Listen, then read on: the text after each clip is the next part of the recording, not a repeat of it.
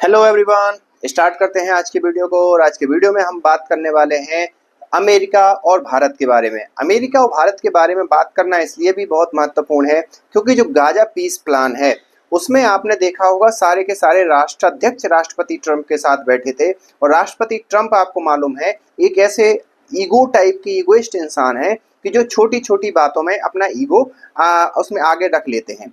सबसे पहला एक उदाहरण तो मैं उसी गाजा पीस प्लान का दूं तो उसमें अगर देखा जाए तो दो राष्ट्राध्यक्ष नहीं थे, जिसमें इजराइल के राष्ट्राध्यक्ष मतलब नेतन्याहू, प्रियम नेतन्याहू वहां के, और साथ ही साथ भारत के प्रधानमंत्री।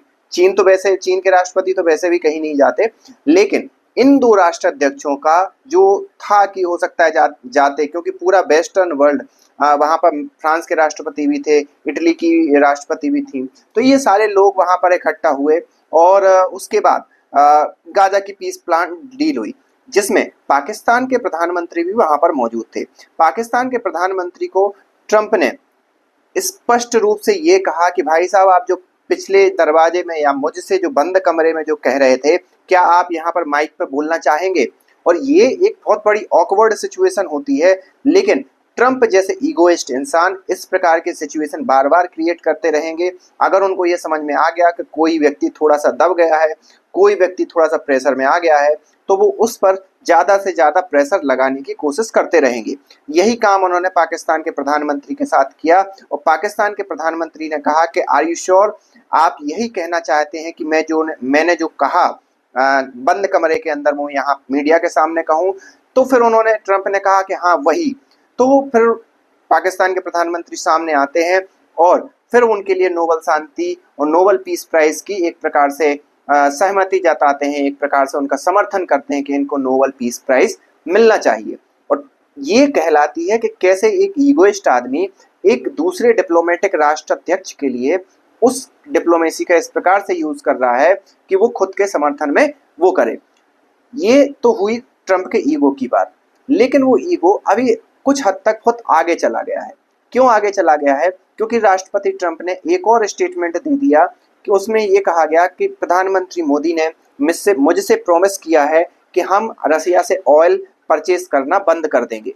और ये राष्ट्रपति ट्रंप का एक अलग बेग स्टेटमेंट है कि भारत रसिया से ऑयल परचेज करना बंद कर देगा।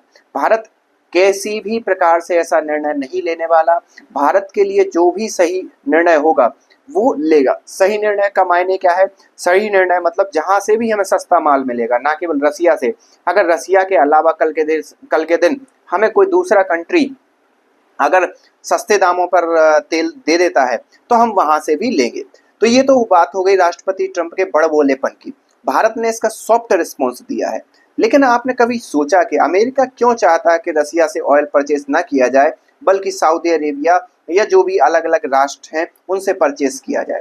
क्योंकि जब भी कोई कंट्री सऊदी अरेबिया या मिडिल ईस्टर्न कंट्री से परचेज करती है ऑयल, तो उसे डॉलर में व्यापार होता है। जब डॉलर में व्यापार होता है तो डॉलर का जो स्टेबिलिटी है वो बढ़ती है, डॉलर की वैल्यू बढ़ती है। लेकिन हाल ही में हुए निर्णय, भारत जैसे अगर बड़े देश अगर डॉलर में व्यापार, वो भी क्रूड ऑयल का व्यापार करना छोड़ दें, तो सीधी सी बात है अमेरिका को तो दर्द होगा ही। तो अमेरिका दो तरफ से भारत को मैनेज करने की या टैकल करने की कोशिश कर रहा है।